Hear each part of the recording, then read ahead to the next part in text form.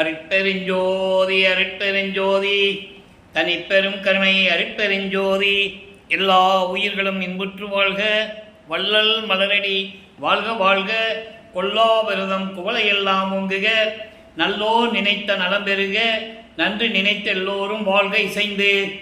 உலக மக்களே, அறிவார்ந்த அன்பர்களே, ஆண்மநேய ஒருமைப்பாடுடைய அன்பர்களே, அருட்பெருஞ்சோதி ஆண்டவருடைய திருவிளையாடலை பார்த்து கொண்டிருக்கிறோம். அருட்பெருஞ்சோதி ஆண்டவருடைய திருவிளையாடல் நமது பிள்ளை பெருமானவர்கள் அருளிய திருவுட்பாவிலிருந்து 1ஆம் திருமுறையிலிருந்து 6ஆம் திருமுறையில் வரையிலும் ஒவ்வொரு பாடல்களிலும் எப்படியெல்லாம் இறைவன் திருவிளையாடல் செய்தார் என்பதை திருவுட்பாவில் உள்ள பாடலுடைய விளக்கங்களை மூலமாக நாம் பார்த்து கொண்டிருக்கிறோம்.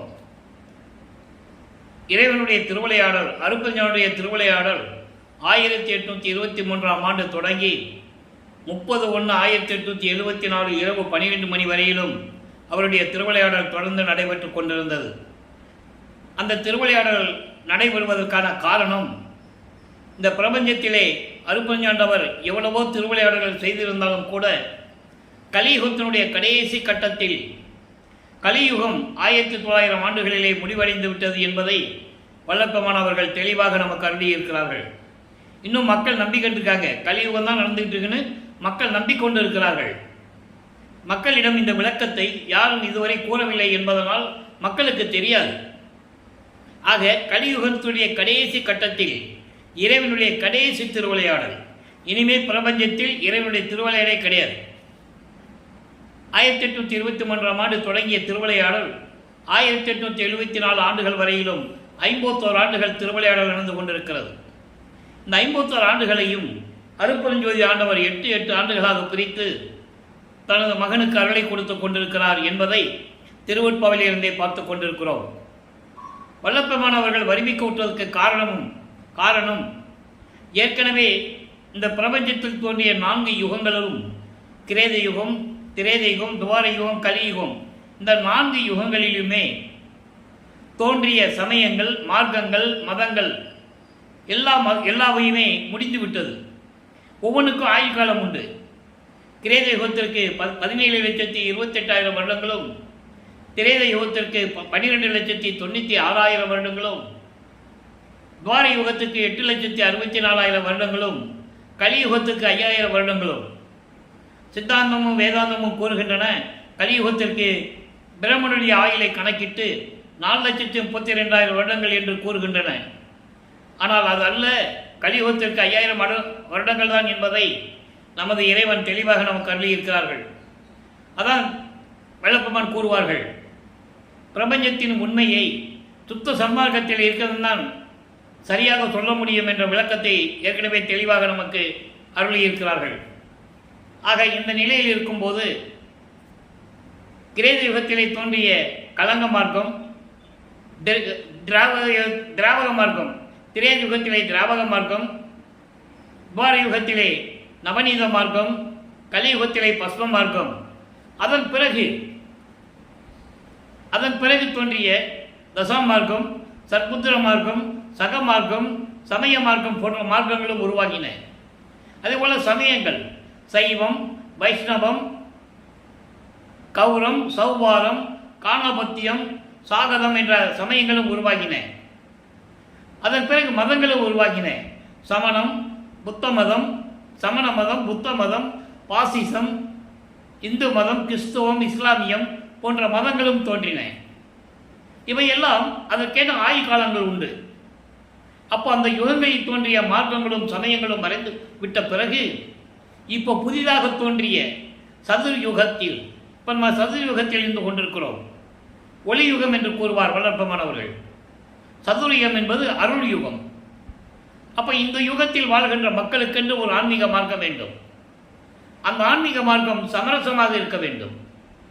உலக மக்கள் எல்லோரும் ஒற்றுமையாக அந்த மார்க்கத்தை ஏற்றுக்கொண்டு முரண்பாடுகள் இல்லாமல், சண்டை சச்சரவுகள் இல்லாமல் உலக மக்கள் எல்லாம் ஒற்றுமையாக வாழ வேண்டும் என்பதற்காகவே அருட்பெருஞ்சோதி ஆண்டவர் சுத்த சன்மார்க்கத்தை நிறுவி அதை தன் மகன் கையில் கொடுத்து உலக மக்களை எல்லாம் சுத்த சன்மார்க்கத்தில் இணைத்து உலக மக்களெல்லாம் இன்புற்று வாழ வேண்டும் என்ற நோக்கத்தில் தன் அருளால் பெற்ற ஒரு ஆண்மகனை செல்வப்பிள்ளை என்று பெயரிட்டு வளர்த்து கொண்டிருந்த தன் மகனை ஒரு தாயின் வழியாக இந்த பூலோகிற்கு வருவிக்க செய்தார் அருட்பெருஞ்சோதி ஆண்டவர்.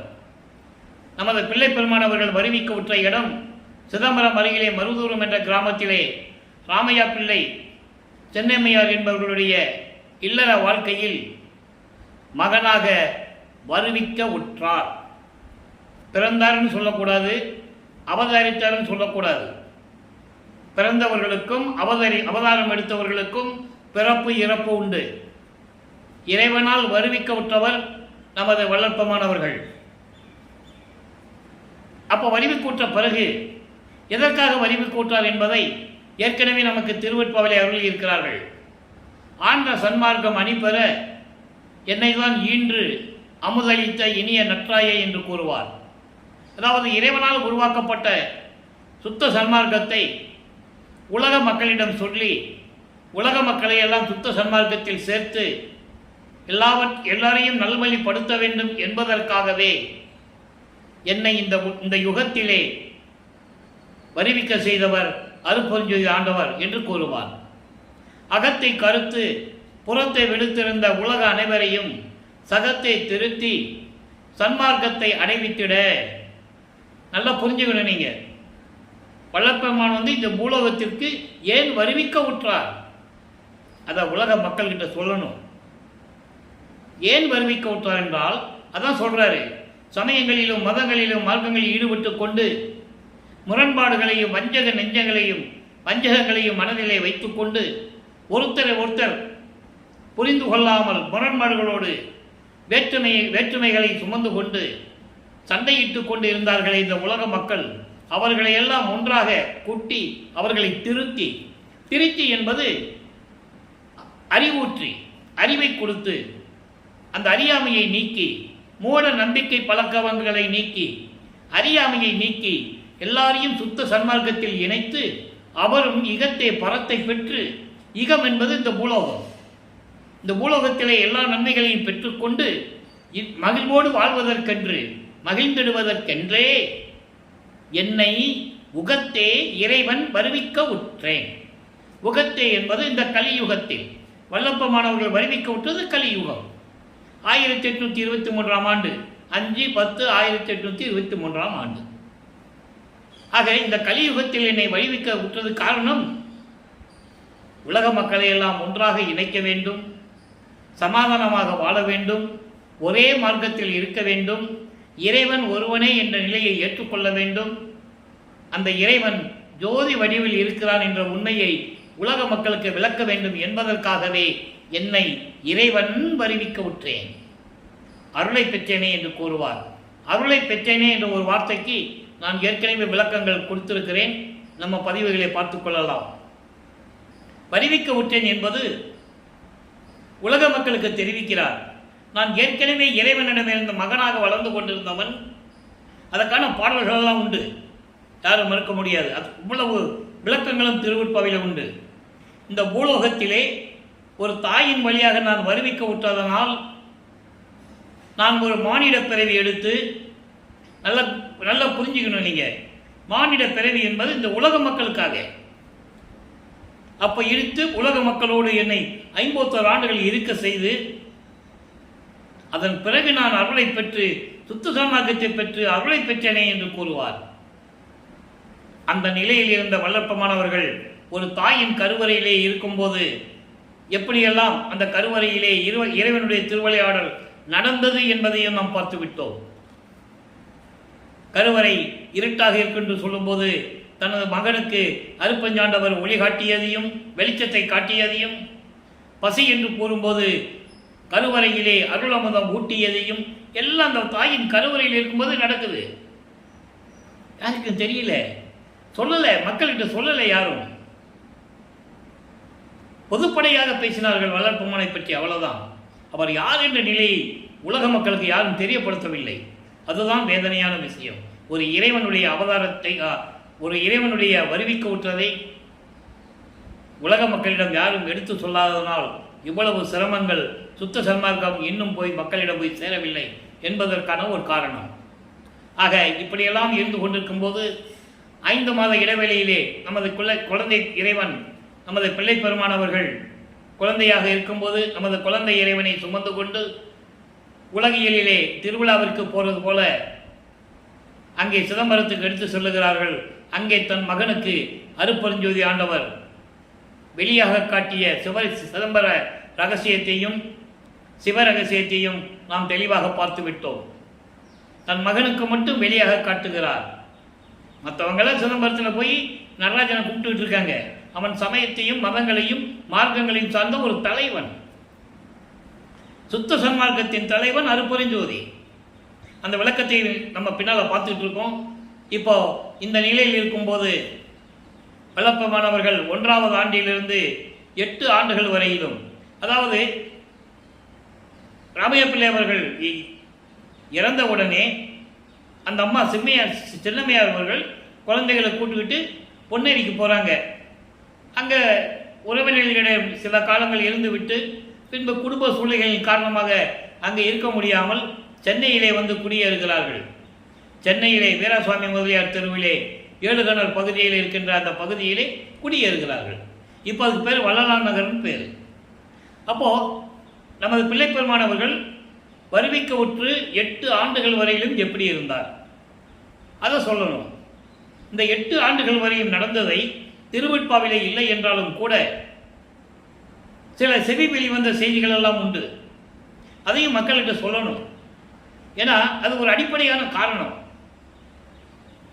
நமது குழந்தை இறைவன் வளர்ந்து கொண்டிருக்கும் போது பள்ளிக்கூடத்தில் கொண்டு சேர்க்கணும். இவரை ஒரு சாதாரண குழந்தையா நினைச்சிட்டு இருக்காங்க, யாருக்கும் தெரியாது. அப்போ இந்த நிலையில் இருக்கும்போது இவருக்கு பள்ளிக்கூடத்தில் போய் சேர்க்கும்போது அவரால் படிக்க முடியல. ஆசிரியர்களிடம் போய் கல்வி கற்கக்கூடிய மனநிலை அவருக்கு இல்லை. காரணம், அருப்பெருஞ்சாண்டவர் தனது மகனை எந்த ஆசிரியரிடம் கல்வி கற்க விடக்கூடாது. உலகியல் படிப்பு, சந்தை படிப்பு, இதை தன் மகனுக்கு கற்கக்கூடாது. அதே போன்று தனது மகன் யாரையும் குருவாக ஏற்றுக்கொள்ளக்கூடாது. இப்போ சமயங்களிலும் மார்க்கங்களிலும் மத சார்புள்ள இடங்களிலும் யாராவது ஒரு ஆள் குருவாக ஏற்றுக்குவாங்க, தீட்சிதை வாங்குவார்கள். சுத்த சன்மார்க்கத்தில் அது இல்லை. யாரும் யாருக்கும் குரு இல்லை. ஒரே குரு அருப்பெருஞ்சோதி ஆண்டவர் தான், ஒரே இறைவன் அவர் தான். அதை நீங்கள் நல்லா புரிஞ்சுக்கணும். மற்ற எல்லாருமே தீட்சிதை வாங்குவார்கள். அப்போ நம்ம மகன் யாரையும் குருவாக ஏற்றுக்கொள்ளக்கூடாது என்ற நிலையில் இருக்கும்போது நமது பிள்ளை பெருமானவர்கள் 8 ஆண்டுகள் வரையிலும் எப்படியெல்லாம் இருந்தார் என்பதை நாம் ஏற்கனவே விளக்கங்கள் எல்லாம் பார்த்து விட்டோம். இப்போ 9வது ஆண்டில் 2வது 8, இந்த 56 ஆண்டுகளை அருப்பெருஞ்சாண்டவர் 8 பிரிகிறார். 6 48. ஒரு திரைப்பட பாடல்கள் கூட வரும். ஒரு 8 இப்படி இருக்கணும், மறு 8 இப்படி இருக்கணும் அப்படின்லாம் ஒரு படத்தில் ரஜினிகாந்த் நடித்த படத்தில் வரும் அந்த பாடல். அப்போ அந்த 8 ஆண்டுகள் என்பது ஒவ்வொரு 8 ஆண்டுகளிலும் தனது மகனுக்கு எப்படி அருளை கொடுத்து கொண்டிருக்கிறார் என்பதை நாம் தெளிவாக திருவெட்பாவிலிருந்தே பார்த்து கொண்டிருக்கிறோம். இப்போ நமது பிள்ளை பெருமானவர்கள் நமது குழந்தை இறைவன் 9வது ஆண்டிலே அடியெடுத்து வைக்கும்போது இறைவன் அவர் முன் தோன்றி, நீ என்னால் வருவிக்கு உற்ற மகன், காரணம் காரியங்கள் எல்லாம் முன்பருவம் பின்பருவம் காட்டி உனக்கு அருள் செய்வேன், இப்போ ஞானத்தை பெற்றுக்கொள் என்று கூறி மறைந்து விடுகிறார். இப்போ சமயங்களும் மதங்களும் மார்க்கங்களும் சூழ்ந்திருந்த காலகட்டங்களில் நமது பிள்ளை பெருமானவர்கள் ஒரு சைவ குலத்திலிருந்து வருவிக்க உற்றதனால் சைவ சமயத்தின் தலைவனாகிய சிவபெருமானை இறைவனாக ஏற்றுக்கொண்டு சைவ சமயங்களில் கூறப்பட்ட சங்கற்ப விகற்பங்களை எல்லாம் ஏற்றுக்கொண்டு, அதாவது உருவ வழிபாடு, வேள்வி வளர்த்து வழிபாடு, அர்ச்சனை செய்வது, ஆராதனை செய்வது, அபிஷேகம் செய்வது போன்ற இடங்களை ஏற்றுக்கொண்டு சைவ சமயத்தின் அடையாளமாகிய திருநூறையும் பூசிக்கொண்டு, நல்லா இதை கவனிக்கணும். ஏன் திருநீர் பூசிட்டு இருக்காரு? சிவபெருமான் சைவ சமயத்தில் இருக்கிறவங்கள திருநீர் பூசிக்கிறாங்க, அதனால் பூசிட்டு இருக்கிறாரு. பின்னால் அது வேண்டான்னு விட்டுருவார். அந்த வழக்கங்களே நம்ம பார்த்துட்டு இருக்கோம். அப்போ சுத்த சன்மார்க்கம் என்பது ஒரு தனி மார்க்கம், இறைவனை நேரடியாக பார்க்கக்கூடிய மார்க்கம், இறைவனுடைய அருளை நேரடியாக பெறக்கூடிய மார்க்கம்.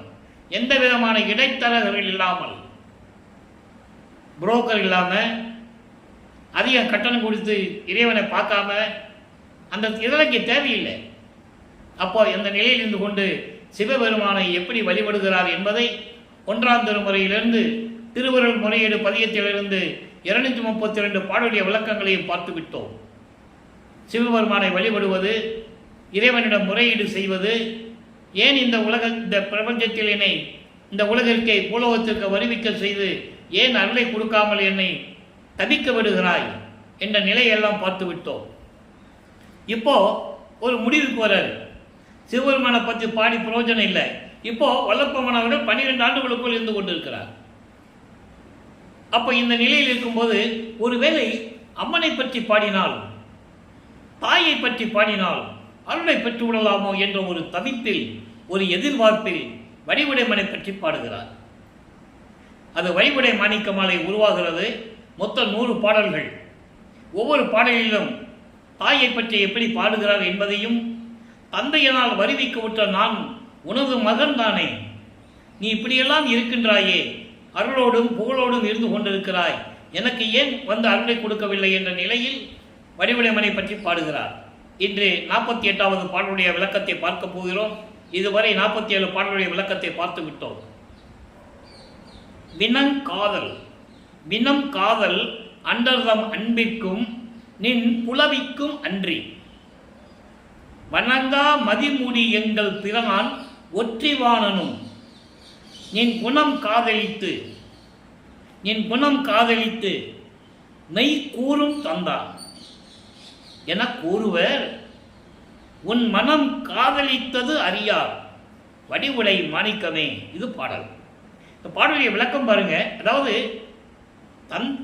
என்னுடைய தகப்பனும் என்னுடைய தந்தையும் நீயும் எப்படியெல்லாம் இருந்தீங்கன்னு உலக மக்கள்லாம் சொல்லிட்டு இருக்காங்க. எல்லாருக்கும் அருளை கொடுத்துக்கிட்டு இருக்கீங்க. ஆனால் என்ன மட்டும் ஏன் இந்த நிலையில் வைத்திருக்கிறீர்கள்? அளவில்லா அன்பு கொண்ட அன்பர்களின் அடியார்களின் அன்பிற்கும் உனது கோபத்திற்கு மட்டுமல்லாமல் வணங்காமுடியில் பிறைசந்திரனை சூடிய எங்கள் இறைவன். அதாவது என்ன சொல்றாருன்னா, நீ அன்பர்களுக்கு அருளை கொடுக்கிற, அவங்க உன் மேல அன்பு வச்சிருக்காங்க, உன்னை காதலிக்கிறார்கள். அதற்கு மட்டுமல்ல, நீ சில சமயத்தில் கோபமும் அடைந்து கொண்டிருக்கிறாய். அதற்காக மட்டுமல்ல, எங்கள் இறைவன் இருக்கிறானே, பிறைசந்திரனை சடையில் சூரிய எங்கள் இறைவன், திருவொற்றியூரில் இறைவன் உன்னுடைய குணத்தை காதலித்து உடம்பில் ஒரு பகுதியையும் கொடுத்தான். இடது பக்கத்திலே உனக்கு அவனுடைய உடம்பில் சரி பாதியை இடது பக்கத்திலே உனக்கு கொடுத்தான். சிவனுடைய இடது பக்கத்தில் பார்வதி, வடிவுடையம்மன், பல பெயர்கள் உண்டு. சிவபெருமானுக்கு பல பெயர்கள் உண்டு. அங்கே திருமலை வாயில் இருக்கிறவனுக்கு மாசிலாமணி, திருவொற்றியூரில் இருக்கிறவங்களுக்கு தியாகராஜ பெருமான், சிதம்பரத்தில் இருக்கிறதுக்கு நடராஜன், மதுரையில் சொக்கநாதன், சில இடங்களில் சிவலிங்கம், சந்தன மகாலிங்கம், சுந்தர மகாலிங்கம், இப்படியெல்லாம் பெயர்கள் உண்டு. அப்படிப்பட்ட இறைவனை காதலித்து உனக்கு உடம்பில் சரிபாதியை கொடுத்தான் எனது இறைவன், திருவொற்றியூரில் இருக்கின்ற இறைவன். அதோடு மட்டுமல்ல, உன்னுடைய திருமணம் அளவில்லாத அன்பில்தான் முடிந்தது என்பதை அவர்களுக்கு தெரியாது. யாருக்கு? உலக மக்கள் யாருக்குமே தெரியாது, அவர்களுக்கெல்லாம் தெரியாது. அப்படிப்பட்ட அன்புள்ள நீ எனக்கு விரைவில் வந்து அருள்வாயாக, எனக்கு மட்டும் ஏன் நீ அருளை கொடுக்க மாட்டேன்ற? தந்தையிடம் கேட்டு பார்த்தாச்சு, கொடுக்க மாட்டேன்றான். அதனால உன்கிட்ட சொல்லிட்டு இருக்கேன், நீ கண்டுக்காம இருந்தால் எப்படி? நானும் உன் மகன் தானே, விரைவில் வந்து எனக்கு அருள வேண்டும் வடிவுடை மாணிக்கமே என்று சொல்லி இந்த பாடலை நமக்கு அருளியிருக்கிறார்கள். ஆக வல்லப்பமானவர்கள் 2வது எட்டில் இருக்கும்போது சிவபெருமானையும் வடிவுடையம்மனை பற்றி பாடி பாடி பாடி அழுத்து போனதுதான் மிச்சம். இப்போ என்ன பண்ணுறாரு? 13வது ஆண்டில் ஞானத்தை பெற்றுக்கொண்ட பிறகு 13வது ஆண்டில் முதலாக ஏழுகணர் பகுதியிலிருந்து திருவொற்றியூருக்கு நடந்து செல்லுகிறார். அப்போது நம்ம குழந்தை இறைவன் வல்லப்பமானவர்கள் நடந்து தான் சொல்லணும். அவர் இறைவனுடைய மகன் மட்டும்தான் தெரியும். ஆனால் நடந்து தான் செல்லணும். தனது தந்தை எப்படியெல்லாம் திருவிளையாடல்கள் ஆடுகிறார் என்பது அவருக்கு தெரியும். ஆனால் அவருக்கு சுத்த சன்மார்க்கம் இருக்கிறது தெரியாது. அப்போ அற்புதஞாண்டவர் ஒரு இறைவன் பெயரை அவருக்கு தெரியாது. அப்படி ஒரு இறைவன் இருக்கிறது அவருக்கு தெரியாது. அப்போ அந்த நிலையில் இருக்கும்போது தியாகராஜ பெருமானை பற்றி எப்படியெல்லாம் பாடுகிறார் என்பதை 2ஆம் திருமுறையிலிருந்து பார்த்து கொண்டிருக்கிறோம். மொத்தம் 113 பதிகங்கள், 1207 பாடல்கள். இதுவரை 26 பதிகங்களை நாம் பார்த்துவிட்டோம். அந்த பதிகங்களுடைய பாடல்களுடைய ஒரு சுருக்கம். போக வேண்டியது கோயிலுக்கு முன்னால் போய் அதாவது தெருவில் முனையில் நின்றுக்க வேண்டியது, பாட வேண்டியது. சுற்றி இருக்கிறவங்களாம் வேடிக்கை பார்ப்பாங்க. என்ன இந்த பையன் ராமலிங்கம் தினமும் விடிய முன்னால் வந்துடுறாப்புல, யார் தூங்கி எந்திரிக்க முன்னால், வீட்டில் இருக்கிறவங்க தூங்கி எந்திரிக்க முன்னால் இவர் வந்துடுறாரு. அப்புறம் எல்லாம் தூங்கின பிறகு இங்கேருந்து போகிறது. சில சமயங்களில் அங்கேயே எங்கேயோ ஒரு திண்ணை கெடுத்ததுன்னு அங்கேயே படுத்துக்கிறது. இப்படி தான் அவருடைய நிலை தொடர்ந்து கொண்டு இருக்கிறது. அப்போ பாடுறாரு, ஒரு பிரயோஜனம் இல்லை. ஒருவேளை திருமுல்லை வாயிலுக்கு போனால் நமக்கு ஏதாவது அருளை வாங்கிடலாமோ அப்படின்னு அங்கே போவார். அங்கே போய் மாசிலாமணி உருகுவார்.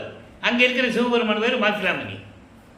நீ என்னை இந்த பூலோகத்துக்கு வருவிக்க செய்துவிட்டு நீ என் மகன் என்று சொல்லிட்டு நீ இப்படி இருக்கிறையே, நான் கால் வலிக்க நடந்து வர்றனே, என்னை பார்த்தா உனக்கு எப்படி தெரியுது, பரிதாபமாக இல்லையா? நான் பார்த்தா நீ என்ன ஏதுன்னு கூட கேட்க மாட்டேன்ற, ஊமையாக நின்றுட்டு இருக்கியப்பா, இதெல்லாம் நியாயமா, இதெல்லாம் தர்மமானலாம் பாடுவார்.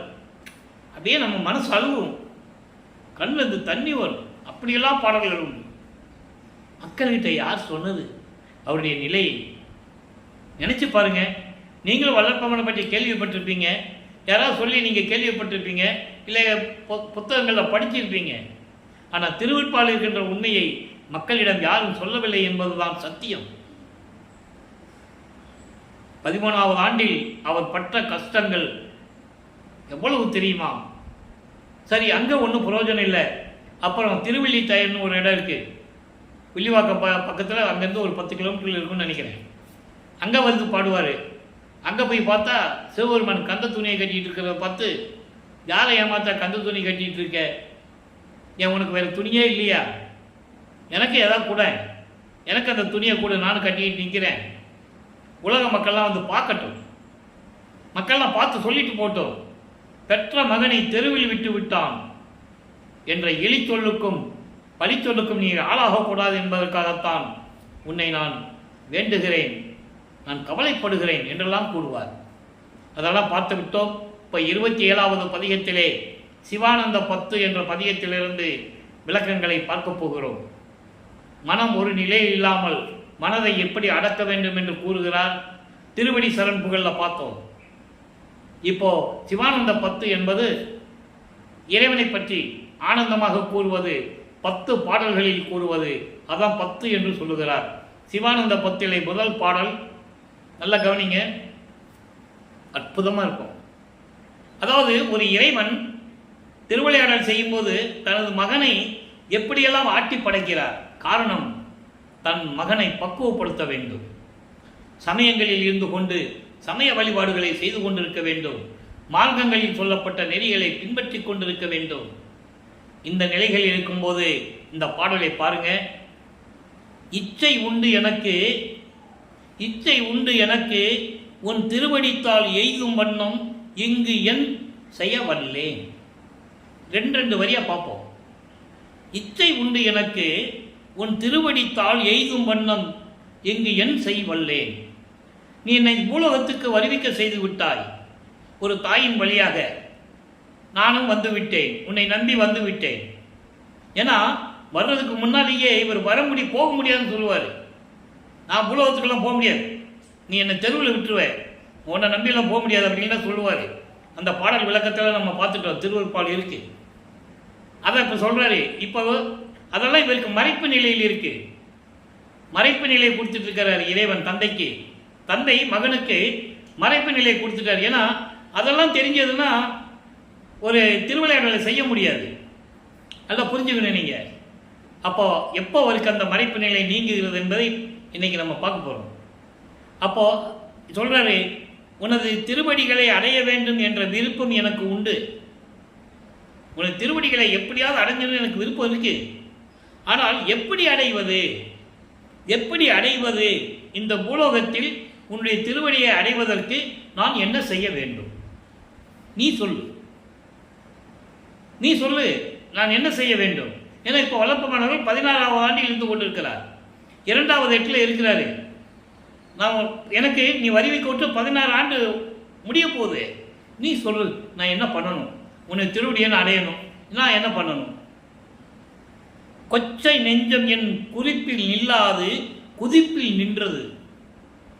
கொச்சை நெஞ்சம், கொச்சை நெஞ்சம் என்ன? வஞ்சகம் கொண்ட இந்த மனம், கெட்ட எண்ணங்களை கொண்ட இந்த மனம், தீய செயல்களை கொண்ட இந்த மனம் என்னுடைய கட்டுப்பாட்டில் இல்லாமல், நான் சொல்லுவதை கேட்காமல் குதித்து கொண்டிருக்கிறது. குரங்கு போல தாவிக்கொண்டிருக்கிறது, குதிப்பில் நின்றது. மதிப்பில் இவ்வுலகில், இதனால் இவ்வுலகில் எனக்கு மரியாதையே இல்லை. என்னால் மனதை கட்டுப்படுத்த முடியவில்லை. பிச்சை உண்டு எனில், பிச்சை உண்டு எனில் பிச்சரில் சீரும் பேயர் உள்மனை நாயன் உழைத்தேன். பசிக்கு இங்கு சோறு போடுகிறார்கள் என்று கேள்விப்பட்டு பைத்தியம் பிடித்து கொண்டு கொக்கரித்து கொண்டு அந்த சாப்பாடை வாங்குவதற்காக தீயவர்களுடைய வீட்டிற்குள் போய் நாய் போல நின்றேன் என்று கூறுகிறார். அதுதான் அந்த பசியின் கொடுமையை தீர்ப்பது எப்போ? சுத்த சன்மார்க்கத்தை பெற்ற பிறகு தர்மசாலையை போக்குகிறார். அதை பசியின் கொடுமையை இங்கே கூறுகிறார். நல்லா புரிஞ்சுக்கணும். நீங்க பசின்னு நினைச்சா வைத்தியம் பிடிச்சிட்டு போய் மானத்தை இழந்து சொல்லுவாங்கள்ல, எல்லாத்தையும் இழந்துட்டுன்னு சொல்லுவாங்கல்ல, மான மரியாதை எல்லாத்தையும் இழந்துட்டு தீயவர்களுடைய வீட்டுக்குள்ள போய் நான் நின்றுகிட்டு இருக்கேன், ஒரு திறந்த வீட்டில் நாய் நுழைந்தது போல. அதான் சொல்றாரு, உள்மனை நாயன உழைத்தேன். திறந்த வீட்டில் நாய் எப்படி போய் நிற்குமோ அது போல நான் இருந்து கொண்டிருக்கிறேன். அழகாக சொல்லுகிறார். தன்னுடைய நிலையையும் கூறுகிறார், இறைவன் வந்து அருளவில்லை என்பதையும் உலக மக்களுக்கு தெரிவிக்கிறார், பசியினுடைய கொடுமையையும் கூறுகிறார். எப்போ? 16 ஆண்டுகளுக்குள் இது நடந்து கொண்டிருக்கிறது. சொல்லிட்டு சொல்றார் பாருங்க, செச்சை மேனி என் திருவுற்றி அரசே, சிவந்த மேனியுடைய திருவொற்றியிருக்கின்ற இறைவனே, தில்லை ஓங்கிய சிவானந்த தேனே. தில்லை என்பது இங்கே சிதம்பரம், சிதம்பரத்திலே விளங்கிக் கொண்டிருக்கிறாய். தில்லையில் ஓங்கிய சிவானந்த தேனே. சிவானந்தம் என்பது இறைவனுடைய பேரின்பம். அப்படிப்பட்ட இறைவனே, எனக்கு விரைவில் வந்து அருள வேண்டும் என்று கூறுகிறார். அற்புதமான பாடல். ஆக இந்த நிலைகளெல்லாம் முடிந்த பிறகு நமது பிள்ளை பெருமானவர்கள் 3வது எட்டில் அடியெடுத்து வைக்கிறார். 3ஆம் திருமுறை உருவாகிறது. இப்போ வல்லப்பமானவர்கள் 25வது ஆண்டிலிருந்து, அதாவது 17வது ஆண்டிலிருந்து 25 ஆண்டுகளுக்குள் எப்படி இருந்தார்? 3ஆம் திருமுறை இருக்கின்ற 19 பதியங்களிலும் இருக்கின்ற 235 பாடலுடைய விளக்கங்களையும் பார்த்து விட்டோம். அதனுடைய ஒரு சுருக்கம் நம்ம தெளிவாக பார்த்தோம், விளக்கமாக. இப்போ அதனுடைய சுருக்கம், ஏன்னா இது சொன்னாதான் அடுத்த ஸ்டெப்புக்கு நம்ம போக முடியும், அடுத்த எட்டுக்குள்ளே போக முடியும். அப்போ இந்த 19 பதியங்களில் ஏற்பட்ட நிகழ்வுகள் இப்போ என்ன பண்ணுவார் தெரியுமா? திருவொற்றியில் போய் நிற்பார். இப்போ மகனுக்கு காட்சி கொடுப்பார் சிவபெருமான், அதாவது தியாகராஜ பெருமான். காட்சி கொடுப்பாரை தவிர எந்த ரியாக்ஷனும் கிடையாது, எந்த ரியாக்ஷனும் கிடையாது. காட்சி கொடுப்பாரு, மறைஞ்சிடுவார். அப்போ இவருக்கு ஒரு நம்பிக்கை வந்துடுச்சு. சரி, இறைவன் வந்து நமக்கு காட்சி கொடுக்குறாரு, எப்படியாவது அருளை வாங்கலாம் அப்படின்னு சொல்லி தினமும் அங்கே போகிறது, இதே வேலை நடந்துக்கிட்டு இருக்கு. அதன் பிறகு என்ன ஒரு முன்னேற்றமே தெரியவில்லையே. அப்படி சொல்லும்போது தன்னுடைய மனதில் இருக்கின்ற ஒரு ஏக்கத்தை, அந்த பரிதவிப்பை, நேராக போனாலும் பேச மாட்டேன்றாரு. அப்போது தூது அனுப்புவார். அந்த காலத்தில் காதலுக்கும் போருக்கும் தூது அனுப்புவார்கள் புறா மூலமாக. இவர் நாரையும் கிளிகளையும் தூது அனுப்புகிறார். தன்னுடைய உள்ளத்தை மனக்குமுறையில் எல்லாம் சொல்லி, இறைவனிடம் போய் சொல்லு, நான் இப்படிப்பட்ட நிலையில் இருந்து கொண்டிருக்கிறேன், அவருடைய அருளை பெற முடியாமல் நான் தவித்துக் கொண்டிருக்கிறேன் என்ற நிலையை நீங்கள் போய் சொல்லுங்கள் என்று சொல்லி தூது அனுப்புவார். எந்த விதமான பதிலும் இல்லை. நாரையும் கிளியும் நாட்டூரும் தூது என்ற பதிகத்திலே 10 பாடல்களிலே அவர் எப்படியெல்லாம் பரிதவிப்பார் என்பதை நாம் ஏற்கனவே விளக்கங்களை பார்த்து விட்டோம். அதன் பிறகு இப்போ பவனி வருவார். தேரில் வச்சு பவனி கொண்டு வருவாங்க, தெரு தெருவா. இவர் இந்த தெருவில் போய் நிற்பார், எப்படி இந்த தெருவுக்கு தானே வரணும்னு. அங்கே காட்சி கொடுப்பார். காட்சி கொடுத்துட்டு மறைஞ்சிடுவார். உடனே அடுத்த தெருவுக்கு போவார், தெரு தெருவாக போவார். ஏன்னா தெரு தெருவாக தேர் வரும், ஒரு பிரயோஜனம் இல்லை. அப்புறம் என்ன பண்ணுவார், என்ன இதை இப்படி நடந்துகிட்டு இருக்குன்னு சொல்லி ஒரு குறைச்சி பெண்ணிடம் போய் குறி கட்பது, ஒரு ஜோசியர்கிட்ட போய் ஜாதகம் பார்க்கறது, இப்படியே நிலைகள் நீடித்து கொண்டு இருக்கும். ஏன்னா அவர் அதை செஞ்சுதான் ஆகணும். உலகியலில் இருக்கிறாரு.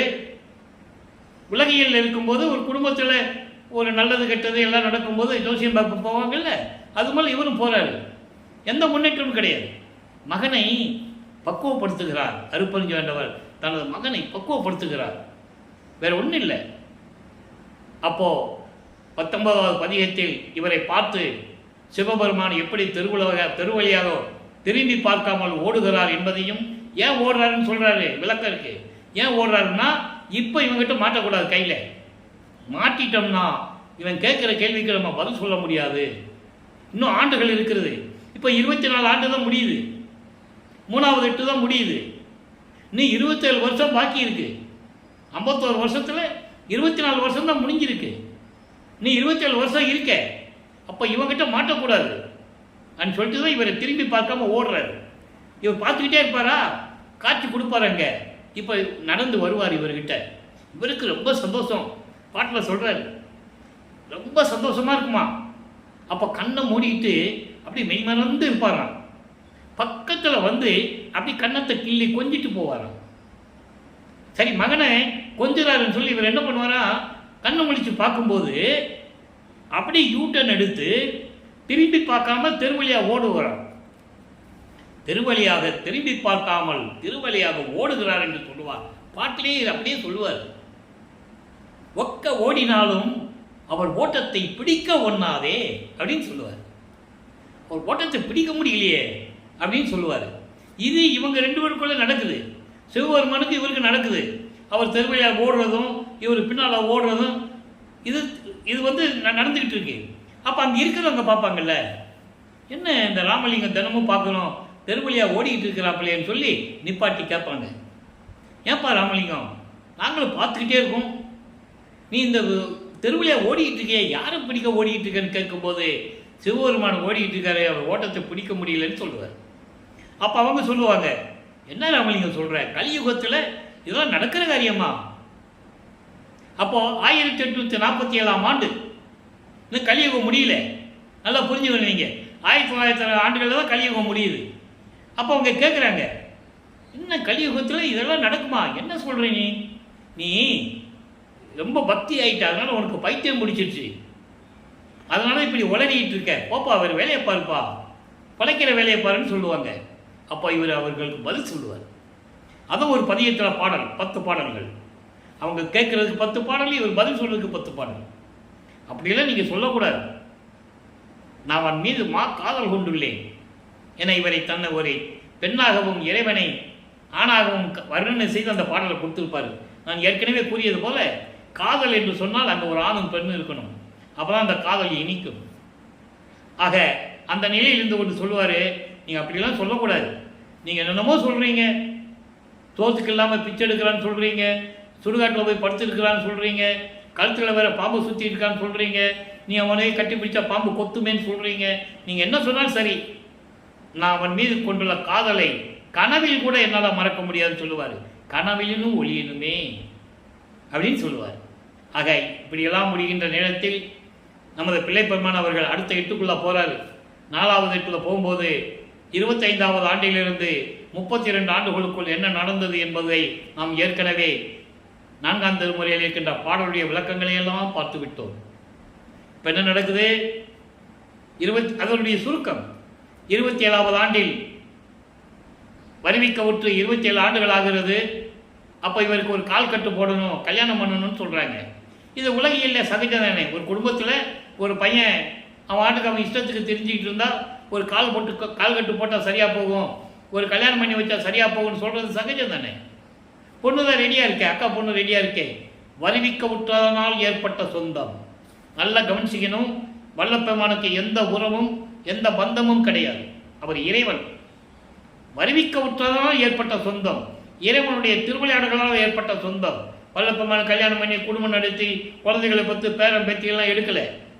அவருக்கு பேரன் கிடையாது, பேத்தியும் கிடையாது. நல்லா புரிஞ்சுக்கணும். இன்னும் நிறைய விஷயங்கள் இதை பற்றி பேசலாம், நமக்கு நேரம் பத்தாது. அப்போது இந்த நிலையில் இருக்கும்போது கல்யாணம் ஏற்பாடு பண்ணியாச்சு. இவர் முடியாதுன்னு சொல்கிறார். ஏன்னா அப்படி தான் சொல்லணும். சொன்னோடனே ஒத்துக்கக்கூடாது. ஏன்னா அவங்க அப்பா பெர்மிஷன் தரணும், அருப்பஞ்சாண்டர் பெர்மிஷன் தரணுமே, அனுமதி தரணுமே. அதுக்காக திருவட்டியில் கூட்டு போகிறாங்க. இதெல்லாம் இறைவனுடைய திருவிளையாடல். இப்போது அவருக்கு சுத்த சன்மார்க்கம் இருக்கிறது தெரியும். அருப்பஞ்சாண்டவர் தான் தன்னுடைய தந்தை என்று தெரியும். நீயே என் தந்தை அருளுடையாய் என்னை நேர்ந்து பெற்ற தாயே என்று கூறுவார். அப்போ அழகாக இருக்கும் பாடல்கள் எல்லாம். அப்போது அவர்கிட்ட கூட்டு போவாங்க. அவர் ராமலிங்கம் தாலி கட்டிக்காப்பா, ஏற்றுக்காப்பா அப்படின்னு சொல்லிடுவார். தந்தையிடமிருந்து அனுமதி கிடைத்தாகிவிட்டது, சரின்னு சொல்லிடுவார். ஆக திருமண ஏற்பாடுகள் நடந்து கொண்டிருக்கிறது. அங்கே திருமண விழாவிலே பிரம்மன், திருமால், ருத்திரன் போன்ற வானவர்களும் பதத்தலைவர்களும் ரிஷிகளும் முனிவர்களும் சத்தர்களும் சக்திகளும் சித்தர்களும் எல்லாம் அங்கே உட்கார்ந்துருக்காங்க. மணமக்களை வாழ்த்துவதற்காக, எங்களை எல்லாம் ஆளப்போகும் அருள் கடலே என்று சொல்லி வாழ்த்துவதற்காக அங்கே உட்கார்ந்துட்டு இருக்காங்க. பாடல்களிலே அவ்வளவு விளக்கங்கள் இருந்ததை பார்த்து விட்டோம். ஏன்னா இவர் அந்த தனக்கொடி அம்மையாருக்கு தாலி கட்டினாதான் அந்த அம்மாவுக்கு விமோசனம் கிடைக்கும். விமோசனம் என்பது பல பிறவிகளில் ஏற்பட்ட கர்ம வினைகள், சஞ்சீதம், பிராரத்தம், அகாமியம் போன்ற அந்த 3 நிலைகளில் ஏற்பட்ட கர்ம வினைகள் எல்லாத்தையும் நீக்கி அந்த அம்மாவுக்கு விமோசனத்தை கொடுத்து மோட்ச வீட்டை காட்டணும். அந்த திருவிளையாடல் இந்த பூலோகத்தில் நடக்கணும். எவ்வளவோ திருவிளையாடல்களை சொன்னார்கள். அகலியை சொன்னார்கள், இப்படி எத்தனையோ பேரை சொன்னார்கள். விமோசனம் பெறுவதற்காக இப்படியெல்லாம் திருவிளையாடல் நடந்தது என்று. ஆனால் திருவெட்பாவில் இருக்கின்ற இந்த திருவிளையாடலை யார் சொன்னது? நினைச்சு பாருங்க. கல்யாணம் பண்ணிட்டு பொண்டாட்டியை மெட்ராஸில் விட்டுட்டு வந்துட்டான்னு தான் சொன்னாங்க. சென்னையில் விட்டுட்டு வந்துட்டார், அவ்வளோதான். ஆனால் அங்கே என்ன நடந்தது? இவர் சென்னையில் இருந்துட்டு எங்கே போனார் சொல்லணும் இல்லை? திருவெட்பாவில் இருக்கு. இப்போ அவர் கல்யாணம் பண்ண உடனே, தாலி கட்டினோடனே அந்த அம்மாவுக்கு விமோசனம் கிடைச்சிருச்சு.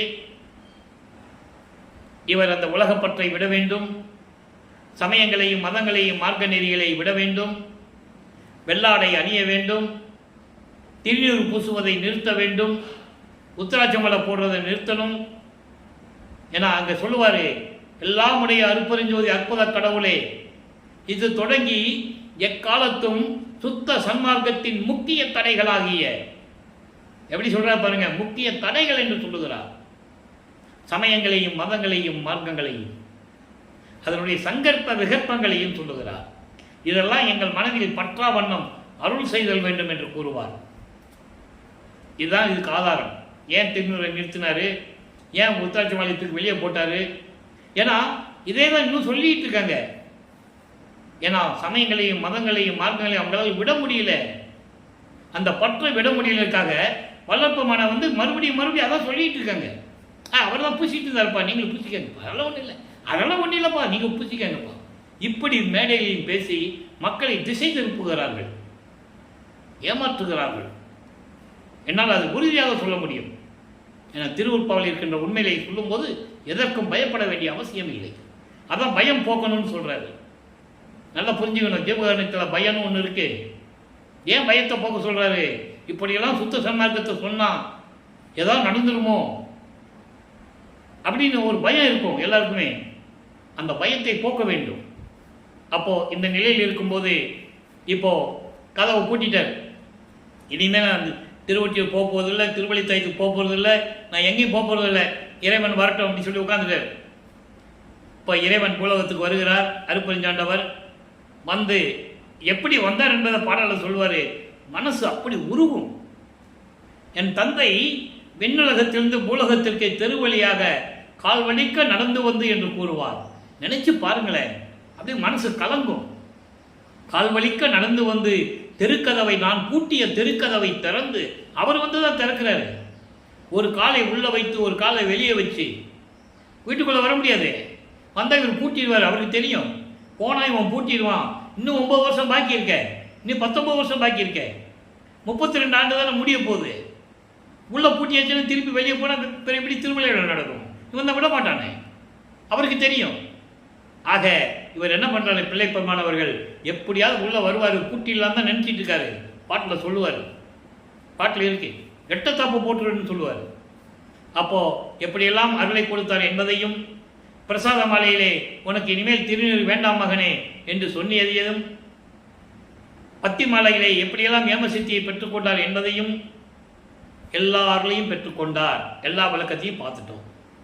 இப்போ சுத்த சன்மார்க்கத்தை வாங்கணும், சாகா கல்வியை போய் கற்றுக்கணும். அப்போ என்ன பண்ணுறாரு, 33வது ஆண்டில் இப்போ 5வது எட்டுக்குள்ளே வந்துட்டார். 840 உள்ளே வந்து எப்படியெல்லாம் பறந்து சென்று தத்துவங்களை எல்லாம் கடந்து அங்கே போய் சுத்த சன்மார்க்கத்தை தந்தையிடம் பெற்றுக்கொண்டு சாகா கல்வியும் கற்றுக்கொண்டு அங்கே இருக்கிற சத்தியஞான சபைக்குள்ளே யாரும் போக முடியாது. தேவர்கள் இருந்தாலும் சரி, இந்த மூர்த்திகள் மும்மூர்த்திகளாலும் சரி, ஐவர்களாலும் சரி, யாரும் உள்ளே போக முடியாது. படிக்கு கீழே தான் நிற்கணும். அங்கே என்ன நடக்குது கீழே இருந்து பார்த்துக்கலாம், உள்ளே போயெல்லாம் ஒன்றும் பண்ண முடியாது. அப்படியெல்லாம் இருந்து கொண்டு சுத்த சன்மார்க்கத்தை தந்தையிடம் பெற்றுக்கொண்டு சாகா கல்வியும் அங்கேயே கற்றுக்கொண்டு அந்த பாடல்களுடைய விளக்கங்களை எல்லாம் பார்த்து விட்டோம். அப்போ நேரடியாக பூலோகத்திற்கு வரும்போது நேரடியாக சிதம்பரத்து தான் போகிறாரு. இங்கே இருக்கிறவங்களே சொல்லுவாங்க, அவர் வந்து மாட்டு வண்டியில் போனார், நடந்து வந்தார், அங்கேருந்து வரும்போதே எல்லா கோயிலும் போய் கும்பிட்டுட்டு வந்தார். அதெல்லாம் உலகியல் செய்தி, அதெல்லாம் இருக்கட்டும், அது விளக்கத்துக்குள்ளே நம்ம போக வேண்டாம். நம்ம பாடலில் அவர் என்ன சொன்னார் உண்மையை தான் நம்ம பார்த்துக்கிட்டு இருக்கோம். அப்போது சிதம்பரத்துக்கு போனது, அங்கே கருமொழியுடைய வீட்டு உரிமையாளர் வெங்கட ரெட்டியாரை பார்த்தது, அவரை கூட்டு வந்து இங்கே கருமொழியிலே இருக்க வைத்தது, எல்லா விளக்கங்களையும் பார்த்து விட்டோம். இப்போ வல்லப்பமானவர்கள் 6வது எட்டில் இருக்கும்போது என்ன நடந்தது என்பதை இப்போ நம்ம பார்த்துக்கிட்டு இருக்கோம். எல்லாமே விளக்கத்தை பார்த்துட்டோம், அதனுடைய சுருக்கத்தை தான் உங்களுக்கு இது வரைக்கும் சொல்லியிருக்கேன். இப்போ 6வது எட்டில் நேரடியாக எப்படியெல்லாம் நடந்தது என்பதை பார்த்து கொண்டு இருக்கிறோம். இப்போ ஜீவகானிய ஒழுக்கத்தை உலக மக்களுக்கு சொல்ல வேண்டும். ஜீவகானிய ஒழுக்கம் என்று வந்தாலே அங்கே ஒரு தர்மசாலை இருக்க வேண்டும். அப்போ தர்மசாலையை நிறுவ வேண்டும். அதற்கான இடத்தை பார்வதி மக்களிடமிருந்து பெற்றுக்கொண்டார். ஒரே நாளிலே தர்மசாலையை அமைத்து 1867ஆம் ஆண்டு தர்மசாலையை அமைத்து உணவை சமைத்து வருகின்றவர்களுக்கு பசியை போக்கிக் கொண்டிருக்கிறார். நம்ம இதெல்லாம் படைத்து காத்து கொண்டிருக்கின்ற இறைவன் அருட்பெருஞ்சோதி ஆண்டவர். 30/1/1874 இரவு 12 மணியிலிருந்து இந்த 5 தொழில்களையும் செய்து கொண்டு இந்த பிரபஞ்சத்தை இயக்கி கொண்டிருப்பது வல்லற்பமான் என்ற நிலையை நான் இங்கே பதிவு செய்ய கடமைப்பட்டிருக்கிறேன். இப்போ என்ன கேட்டால் சொல்லுவேன், என்னை படைத்தவர் வல்லற்பெருமான், அப்படி தான் எல்லாரும் சொல்லணும். ஆனால் மக்களுடைய நிலையை, அதாவது மக்கள்கிட்ட போய் இந்த நிலையை யாரும் சொல்லாதினால் மக்கள் இன்னும் நம்பிக்கொண்டிருக்கிறார்கள். பிரம்மன் தான் படைத்து கொண்டிருக்கிறான், இந்த பிரபஞ்சத்தை இயக்கிக் கொண்டிருக்கிறது இந்த 5 தலைவர்கள் என்று நினைத்து கொண்டிருக்கிறார்கள். அதெல்லாம் இல்லை, வல்லற்பெருமான் தான் எல்லாம் பார்த்துட்டு இருக்கிறார். திருவருட்பாவில் இருக்கின்ற ஆதாரங்களை வைத்து உங்களிடம் விளக்கங்களை நான் கூறிக்கொண்டிருக்கிறேன். யாரும் மறுக்க முடியாது. ஏற்றுக்கொள்ளுவதும் ஏற்றுக்கொள்ளாததும் அவர்களுடைய சுதந்திரம். ஆக இந்த நிலையில் இருக்கும்போது, கருமொழியில் இருக்கும்போது என்ன நடந்தது, 1869ஆம் ஆண்டு கடலூரிலே மஞ்சக்குப்பம் என்ற இடத்தில் இருக்கின்ற உயர்நீதிமன்றத்திலே ஆறுமுகனாளர் தொடுத்த வழக்கில் தீர்ப்பை பெற்றுக்கொண்டு அங்கேயும் நீதிபதிக்கு காட்சி கொடுக்குறாரு. இங்கே இருக்கிறது என்ன சொல்லுவாங்க, இவர் போனாராம், எல்லாம் எந்திரிச்சு நின்னாங்களாம், வழக்கு தள்ளுபடியாச்சுன்னு சொல்லுவாங்க. ஆனால் அது அல்ல உண்மை. அங்கே விசாரணை நடக்கிறது. இவர் நீதிபதிக்கு காட்சி கொடுக்கிறார். நீதிபதி உணர்கிறார். உணர்ந்துதான் தீர்ப்பை அளிக்கிறார். மக்களுக்கு ஏற்றது திருவருட்பாதான். இங்கே சாதியும் மதமும் சமயமும் இல்லை. இந்த மார்க்கம் சமரசமாக இருப்பதால் இதை மறுப்பா என்று அறிவிக்க முடியாது. திருவருட்பா மக்களுக்கு ஏற்றது என்று தீர்ப்பளிக்கிறார். அந்த தீர்ப்பை பெற்றுக்கொண்டு இங்கே மறுபடியும் தர்மசாலையை வந்து இங்கே எழுந்தருளுகிறார். அவர் நடக்க வேண்டியதில்லை. எப்படி போனார், யார் சொன்னாங்க? தர்மசாலையிலேருந்து கடலூருக்கு மஞ்சக்குப்பம் கோட்டுக்கு எப்படி போனார்? மாட்டு வண்டியில் போனாரா, சைக்கிளில் போனாரா, பஸ்ஸில் போனாரா? மக்கள்கிட்ட சொல்லணும்ல. எழுந்தருளுகிறார். அவர் ஒரு இடத்தில் இருந்து கொண்டு எத்தனை இடத்துல வேணாலும் இருப்பார். எல்லாருலையும் பெற்றவர் அவர். அதை நீங்கள் புரிஞ்சுக்கணும். அப்போ இங்கே உத்தரஞான சிதம்பரம் மாலை உருவாகிறது. அந்த பாடலிலே எப்படியெல்லாம் பாடல்களிலே சுத்த சன்மார்க்கம் எப்படி இங்கிருந்து தான் விளங்கப் போகிறது என்பதை எப்படி தெளிவாக கூறுகிறார் என்பதையும், எதிர்காலத்திலே இந்த பெருவழியிலே எப்படி சத்தியஞான சபை வரப்போகிறது என்ற நிலையையும் என்ற எல்லா விளக்கத்தையும் நாம் பார்த்து விட்டோம். அங்கே இருக்கும்போது நடராஜபதி மாலையும் சர்க்குருமணி மாலையும் அந்த பாடல்களில் இருக்கின்ற விளக்கங்களையெல்லாம் நாம் பார்த்து விட்டோம். ஏன்னா நடராஜன் வேற, நடராஜபதி வேற. நடராஜபதி அருப்பெருஞ்சோதி நடராஜபதி என்று கூறுவார். சிதம்பரத்தில் இருக்கிற நடராஜன் நான் ஏற்கனவே விளக்கம் கொடுத்தது போல அவர் சமயத்தின் தலைவன், அவ்வளோதான். நீங்கள் சமயங்களிலும் மார்க்கங்களிலும் இருந்தால் நீங்கள் நடராஜன் சொல்லிக்கலாம், நமச்சிவாயன் சொல்லிக்கலாம், எப்படி வேணால் சொல்லிக்கலாம், நீங்கள் எப்படி வேணால் வாழலாம், எந்த விதமான கட்டுப்பாடு இல்லை. ஆனால் சுத்த சன்மார்க்கத்தம் என்று வரும்போது அதற்கான கட்டுப்பாடுகள் நிறைய உண்டு. அந்த விளக்கங்களையெல்லாம் நம்ம பார்த்து விட்டோம். இப்போ அம்பலவாணர் வருகையிலே எப்படி இறைவனை பற்றி கூறுகிறார் என்பதை பார்த்து கொண்டிருக்கிறோம். அனுபவம் மலை வேற இருக்கு, நல்லா கவனிங்க. அம்பலவாணர் அணைய வருகை என்ற பாடலிலே 9வது பாடல் இறைவனை கூப்பிடுறாரு. ஏன்னா ஆண்டுகள் நெருங்கி கொண்டிருக்கிறது. 48 ஆண்டுகள் முடிய போகுது, 6-8 முடிய போகுது, 48 ஆண்டுகள் முடிய போகுது. இன்னும் 3 வருஷம் தான் பாக்கி இருக்கு. அதுக்கான இடத்த பார்க்கணும், மேட்டுக்குப்பம் போகணும், அங்கே கொடி கட்டணும், பேரு பூஜை சுமணணும், ஞானசரியை கொடுக்கணும், அகவல் அருப்பறிஞ்சது அகவலை கொடுக்கணும், பேர் உபதேசம் பண்ணணும், நிறைய வேலை இருக்குல்ல. 3 வருஷம் அங்கே தானே நடக்கணும். பிற இறைவன் வந்து இவரோட கூடிக்கணும், சேர்ந்து இறைவன் ஆயிடணும், ஜோதி ஆயிடணும். அவர் ஒன்றும் மறையலை, ரொம்ப போட்டினாரு மறைஞ்சாருன்னு சொல்கிறாங்கல்ல, அது உலகில் சொல்லப்பட்ட வார்த்தை. அவர் எங்கே மறைஞ்சார்? அவர் அது இப்படி சொல்கிறதே முதல்ல தவறு. மறைய மாட்டார், இறைவன் ஆயிட்டாருன்னு சொல்ல, ஜோதி ஆயிட்டாரு, இறைவன் ஆயிட்டாரு. அவரே சொல்கிறாரு, நான் இங்கே இருந்துட்டு தான் மேட்டுக்குளத்துலேருந்து தான் நான் பிரபஞ்சத்தை இயக்கிட்டு இருக்கேன்னு சொல்கிறாரு. அவங்க அப்பா கூப்பிடுறாரு, உனக்கு ஒன்று ஒரு உலகம் இருக்குப்பா வாப்பான்னு கூப்பிடுறாரு. எப்படி சக்தி உலகம், சிவன் உலகம், பிரம்மன் உலகம் எப்படி இருக்கோ, இந்திர உலகம் எப்படி இருக்கோ, அதே மாதிரி உனக்கு ஒரு உலகம் இருக்க அப்படின்னு சொல்லும்போது, இல்லை, என் மக்களை விட்டு நான் பிரிய மாட்டேன், என் மக்கள், என் நாடு, என் உலகம் இது. தெளிவாக சொல்வார் பாட்டில், விரிப்பிலேன் மாலையன் பதவி வேண்டி கொல் என விரும்பினும் கொல்லே. நான் என் மக்களோட தான் இருப்பேன், நான் இந்த குடிசையில் இருந்து கொண்டே, இங்கே இருந்து கொண்டே நான் பிரபஞ்சத்தை இயக்குகிறேன். நீ என்னோடு இருக்கும்போது எனக்கு என்ன கவலை? என் உள்ளத்தில் இருக்கின்றாய், என் உடம்பில் புகுந்து கொண்டால் நீ கட்டளையிடப் போகிறாய், நான் செய்ய போகிறேன்.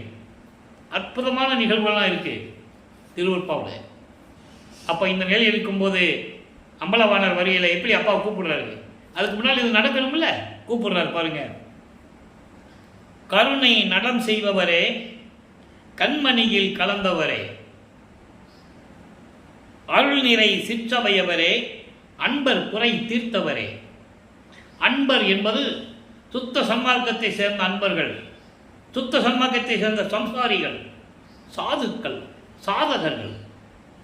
ஏன்னா அவன் தான் கொலையும் புலையும் தவிர்த்தவன். அவங்க உள்ளத்தில் தான் இறைவன் இருப்பார் என்பதை தெளிவாக நமக்கு கூறியிருக்கிறார்கள். கொலையும் புலையும் தள்ளாரை தள்ளுவானை, நல்லா புரிஞ்சுக்கணும். அதான் இந்த வரியை உள்ள போடுறாரு. அன்பர் குறை தீர்த்தவரே, தருணம் இது விரைந்து என்னை அணையவாரி, சீக்கிரம் வாப்பா. அங்கே எங்கள் அம்மாவோட சிவகாமி வெளியோட இருந்திருக்காங்க, என்ன பண்ணிட்டு இருக்க? இதுக்கு முன்னால் விளக்கங்கள்லாம் அதை நம்ம பார்த்துருக்கோம். நீ அங்கே இருக்கிற, நான் இங்கே இருக்கிறேன், கூப்பிடும்போது வர, திருப்பி போயிடுறேன். எப்போ நம்ம 2 பேரும் நிரந்தரமாக இருக்கிறது, சீக்கிரம் வா அப்படின்னு கூப்பிடுறாரு. அணையவாரி சத்தியரே நித்தியரே. நித்தியரே என்பது அழிவில்லாதவன், ஆதியும் அந்தமில்லா தோன்றிய இறைவன், சுயமாக தோன்றிய இறைவன். உனக்கு அழிவில்லாது. பிரம்மனுக்கும் திருமாலுக்கும் எல்லாவற்றுக்கும் அழிவு உண்டு, ஆனால் இவர் அழிவில்லாதவர். இருள் நிறைந்தாருக்கு அறிவறியேன். அண்டர்லைன். இந்த ஒரு வரிக்கு எத்தனை மணி நேரம் வேணாலும் விளக்கம் சொல்லலாம். இருள் நிறைந்தாருக்கு. இருள் என்பது பொதுவாகவே இருட்டுன்னு சொல்லுவாங்க, அறியாமைன்னு சொல்லுவாங்கன்னு வச்சுக்கோங்க. அறியாமை நிறைந்தார் யார்? அறிவு உள்ளவர் யார்? அறியாமை நிறைந்தவர் யார்? அறியாமை நிறைந்தவர் சுத்த சன்மார்க்கத்திலிருந்து விளக்கம் தரும்போது சமயங்களிலும் மதங்களிலும் மார்க்கங்களிலும் இருந்து கொண்டு, மூட நம்பிக்கைகளில் இருந்து கொண்டு, அந்த அறியாமையில் இருந்து கொண்டிருக்கின்றவர்கள். இறைவன் யார் என்று தெரியாத நிலையில் இருந்து கொண்டு இருக்கின்றவர்களுக்கு அறிவறியீர். அவங்களுக்கு நீ தெரிய மாட்ட. சுத்த சன்மார்க்கத்துக்கு வந்தால் இறைவனை பார்க்கலாம். இது வள்ளற்பெருமான் கூறிய அருள்வாக்கு. அறிவறியீர் என்னுடைய நாயகரே அணையவாரீர் சொல்லிட்டாரு. அப்பா கூப்பிடுறாரு, சீக்கிரமா அப்படின்னு கூப்பிடுறாரு. இறைவனுடைய நிலையையும் இறைவன் எப்படிப்பட்டவர் என்ற நிலையையும் சீக்கிரமாப்பா, 48 ஆண்டுகள் ஆகிப்போச்சு, என்னை அந்த பூலோகத்துக்கு கொண்டு வந்து 48 வருஷம் ஆகிப்போச்சு, சீக்கிரமான்னு கூப்பிடுறாரு. அடுத்த அனுபவ மாலை 147வது பதிகம் 6ஆம் திருமறை அனுபவ மாலையிலே 48வது பாடல். எப்படி வடிவனவாணி மாளிகையிலே 48வது பாடலை பார்த்தோமோ அது நிலை வேறு. அங்கே சிவபெருமானு நமச்சிவாயா சிவாய நமனு போற்றி போற்றி பாடுவார். இங்கே அந்த வரியே வராது. இங்கே அதுக்கு சம்பந்தமே இல்லை. அருப்பெருஞ்சாண்டவர் தான் இறைவன், இயற்கை உண்மை விளக்க கடவுள் அருப்பெருஞ்சோதி ஆண்டவர். இப்போ அவர் பெற்ற அனுபவங்களை மாலையாக தொடுத்து, அதாவது பாடல்களாக தொடுத்து நமக்கு 100 பாடல்களை அருளி இருக்கிறார்கள். அதிலே 48வது பாடலை இன்னைக்கு பார்க்கணும். நல்லா பார்க்கணும், நல்லா கவனிக்கணும். அதான் இது புரியும். இன்ப வடிவம் தருதற்கு இறைவன் வருகிறார். அம்பலவாணர் வருகையில் வர சொல்லிட்டாரு, உத்தரவாதம் வாங்கியாச்சு, அவர் வர்ற மகனுக்கு சொல்லிட்டாரு. அப்போ அவர் சொல்றாரு, உலக மக்களுக்கு சொல்றாரு, இந்த பாடல் எப்படின்னா, தன்னை மனைவியாகவும் இறைவனை கணவனாகவும் வர்ணனை செய்து உள்ளத்தை தோழியாக வர்ணனை செய்து கூறுவது. உலக மக்களுக்கு சொல்லுவது போல, நான் ஏற்கனவே கூறியது போல, காதல் என்று சொன்னால் அங்கே ஒரு ஆணும் பெண்ணும் இருக்கணும். அப்போதான் அந்த பாடல் நல்லா இருக்கும். நீங்க பாருங்க. இன்ப வடிவம் தருதற்கு இறைவன் வருகிறார். இன்ப வடிவம் என்பது எனக்கு எல்லாமே கொடுத்துட்டாரு, இன்னும் அருள்ஜோதி வடிவம் கொடுக்கணும். ஞானதேகம் எனக்கு ஏற்கனவே பெற்று விட்டார். அந்த விளக்கத்தை சொல்றாரு. இன்ப வடிவம் கொடுக்கும். ஏன்னா உலக மக்களுக்கு தெரியணும், இறைவன்கிட்ட வாங்கினது, தந்தைகிட்ட வாங்கினது உலக மக்களுக்கு தெரியணும் இல்லை, அதுக்காக சொல்றார். ஏற்கனவே பெற்றுக்கொண்டார் அவர். இன்ப வடிவம் தருவதற்கு இறைவன் வருகிறார். எங்கிருந்து வருகிறார்? விண்ணுலகத்திலிருந்து பூலோகத்திற்கு வருகிறார். சுத்த சிவஞான வெளியிலிருந்து, கடவுள் நிலையை இந்த அம்மையமாக கூடிய 16வது நிலையிலிருந்து வருகிறார். எல்லாம் செய்வல்ல சித்தர் இங்கு வருகின்றார். எங்கு என்பது பூலோகத்தில் தர்மசாலைக்கு வருகின்றார். நல்லா கவனிக்கணும். தர்மசாலை போர் போடுற இடம் மட்டுமல்ல, உயிர் நேயம், உயிர் இரக்கம், ஜீவகாரிய ஒழுக்கம் உருவான இடம். அங்கதான் இறைவன் வருவார். அதனால்தான் கடவுள் வழிபாடு என்று சொன்னார். ஜீவகாரணையுமே கடவுள் வழிபாடு. நீ தனியாக கடவுளை போய் தேட வேண்டியது இல்லைன்னு சொன்னார். அதான் தர்மசாலையில் இருந்து கூப்பிடுகிறார். இங்க வா கூப்பிடுறாரு. கூப்பிட்டு சொல்றாரு, அன்பர் உள்ளத்தை இனிக்கும் அமுதர் வருகின்றார். அன்பர் என்பது ஏற்கனவே பார்த்துட்டோம். அன்பர் என்பது சுத்த சன்மார்க்கத்தை சேர்ந்த சம்சாரிகள். சம்சாரத்திலும் இருக்கிறாங்க, வாழ்க்கையில் இருக்கிறவங்க, குடும்ப வாழ்க்கையில் இருக்கிறவங்களும் இருக்கிறாங்க. சம்சாரிகள், சாதுக்கள், சாதகர்கள், அவர்கள் உள்ளத்தில் இருக்கின்ற இறைவன், அமுது போன்ற இறைவன் வருகின்றார். கொலையும் புலையும் தவிர்த்தால்தான் இறைவன் இருப்பார். கொல்லா விரதம் தன்னை கொண்டார் தம்மை தல்லானை வெளியே விட மாட்டாரு. நான் எந்த உயிரையும் கொல்ல மாட்டேன் அப்படின்னு நினைக்கிறவங்க உள்ளத்துல கண்டிப்பா இருப்பார். அதே நேரத்தில் கொலையும் புலையும் தல்லாரை தழுவானை. அது மட்டுமா, கோடாது கொல்லா விரதம் தன்னை கொல்லாரை காணில். நான் எந்த உயிரையும் கொல்ல மாட்டேன்னு விரதம் எடுக்காம, சபதம் எடுக்காம ஒருத்தன் இருக்கான் பாரு, அவன் புல்லு என்ன எண்ணி புறமொழிக. அவனை பார்த்துட்டேன்னு வச்சுக்கேன், ஒரு தூசி மாதிரி நினைச்சு நீ விலைக்கு போயிடுன்னு சொல்ற.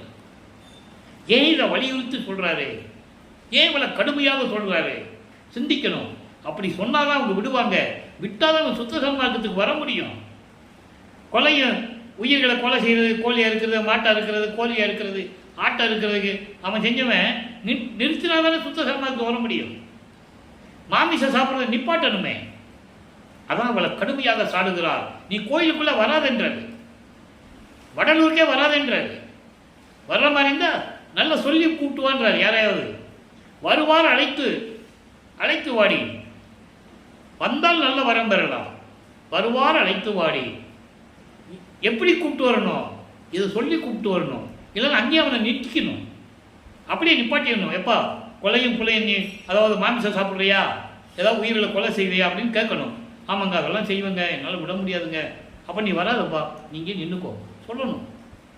அதுதான் சொல்கிறார், வருவார் அழைத்து வாடி. சரிப்பா நான் எல்லாத்தையும் விட்டுறேன்னு சொல்லிட்டேன்னா வருவார் அழைத்து வாடி, இப்படி சொல்லணும் மக்கள்கிட்ட விளக்கம். பாட்டு மட்டும் படிச்சுட்டு போனால் போதாது, மக்கள்கிட்ட விளக்கம் சொல்லணும்.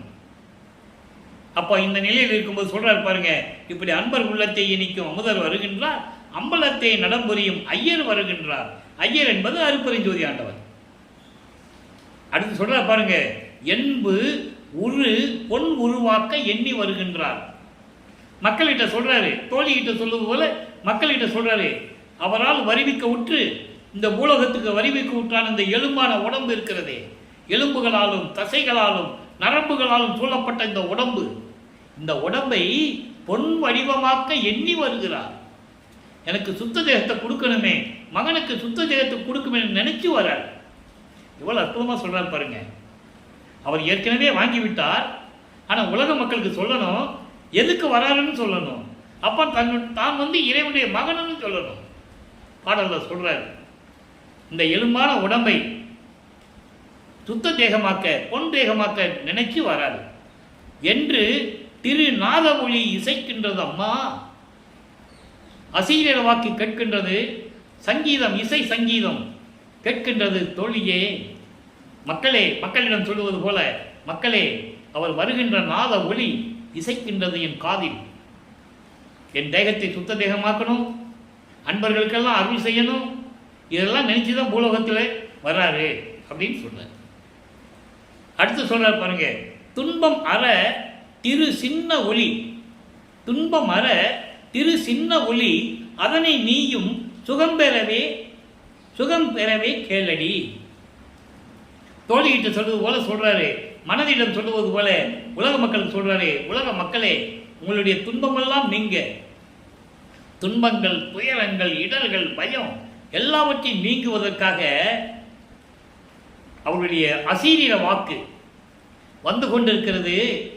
நீ உன் காதில் கேட்டுக்கங்க, நீங்களும் உங்க காதில் கேட்டுக்கங்க.